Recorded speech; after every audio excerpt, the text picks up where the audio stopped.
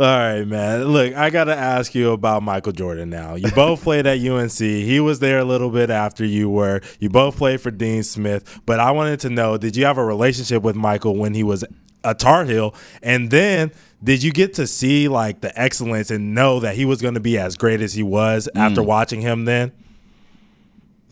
Well, the answer is that is no. You know, most games were on TV, but not every game back then. This was, whatever year it was, right? 81, 82, something like that. That's the year I got hurt. I do remember the finals of the NCAA were in New Orleans, and I flew to New Orleans, and I went to the team hotel, and I'm in the lobby, and the assistant coach for North Carolina, Bill Guthridge, is standing against the wall, and I start talking to him, and he was the assistant coach when I was there, right? So we're talking, and he goes, "Mitch, I want you to meet somebody." So there's somebody walking through the lobby, and he calls over, I think they called him Mike then. I'm not sure. I think it was Mike Jordan. And then when he made the shot against Cleveland, I think it turned into Michael, but I'm not sure. Okay, so he called him over, and that's when I met him. He was a freshman. Okay, it was championship weekend, and we spoke. I don't know.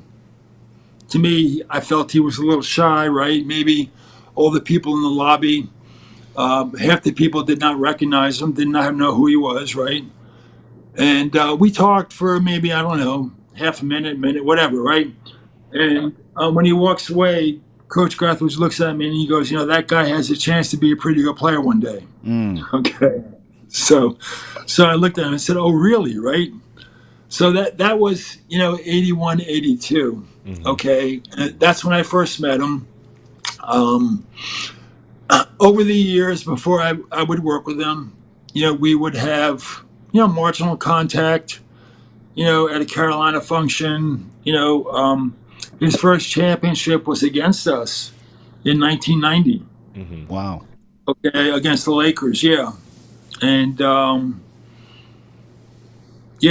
and then our college coach Dean Smith would organize golf tournaments in a town in North Carolina called Pinehurst, and he would invite back some Carolina guys and other coaches with a college or NBA that he liked that can play golf. I think he liked me, but I wasn't a very good golfer. So I didn't get invited because I was a good golfer. I think he liked me, okay? But Michael would come to those, okay? And we would play together in a foursome, and then afterwards, there'd be a big dinner. So, that was my relationship, with him, prior to coming to work for him. Yeah. Can I ask you, like, what is he like now? People want to know, the people want to know what Michael Jordan is like now today. Well, what's he like now and today? Rich. Yeah, I don't think that was ever a problem.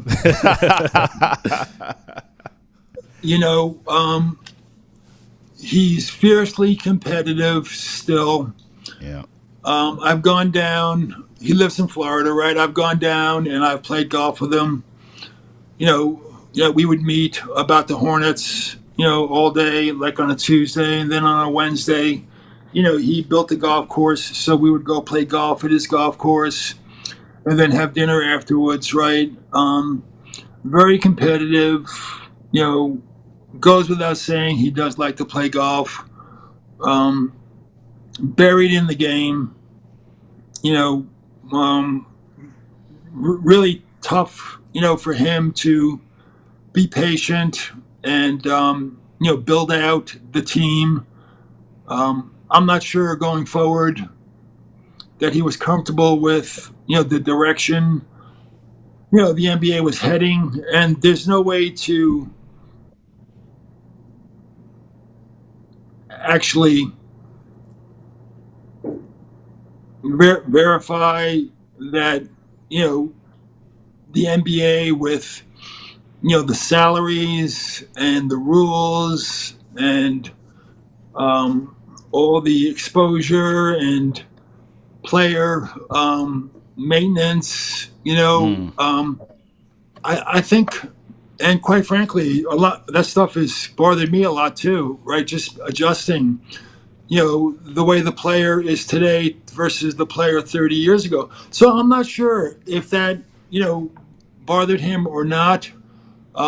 But he did decide to sell the team, and I believe he still has a small portion of the team. And when I took the job, I knew, at least he told me down the road, he was going to look to sell the team. I think it came a couple of years earlier than I thought. So I know that was a part of his plan. But he's old school. Yeah. Okay. I'm not sure he would fit into today's player. The way it is today. And, if you just look at, what those teams, Miami, New York, Detroit, did to him, trying to defend him, back then, you drive the paint, you leave the ground, you're in the air, and you literally get tackled. Right. To the ground, everybody jumps up, like I said earlier, they're acting like they're going to fight. And I'll be honest with you, some of those skirmishes were pretty real with those teams, right? But the referees would step in between you. And then once things settle down, everybody goes to the free throw line and nobody gets thrown out, nobody gets suspended. The 3-point shot was very different. There was hand checking back then. So it's a totally different game. Guys like Michael and Jerry West, I mean, under today's rules, they could have averaged 40 to 45 points a game. Woo. Wow. I don't think there's any doubt. Wow. Mitch, that's actually my last question for you. We'll let you go with this. You brought this up, the salaries, the rules. I mean, Mitch, you are a big guy. You have bigs now shooting from the parking lot. I mean, it's unbelievable. These guys are pulling up from the logo. As you sort of look at the new age NBA and the new way basketball is played, you mentioned it took you a while to even get used to it. I mean, do you love this for the game? The way the game is played now, does it bode well for the future? Are you concerned? Like, how do you sort of put a bow on the current game, so to speak, and the current player? Yeah, I've got no problem with the product today. And apparently, there's millions of people that don't have a problem either. The recent TV deal, dwarfs the deal that was in place before it. And really, at the end of the day, the buildings are sold out. People are watching on TV. The older fan, like myself, there's less and less of us around, right? So it's really a game for younger, the kids, whether it's junior high or high school or college, they don't sit in front of a TV anymore with a clicker, right, and go back and forth. They're looking at short segments, on their cell phone. They're texting each other, great plays in the middle of a game.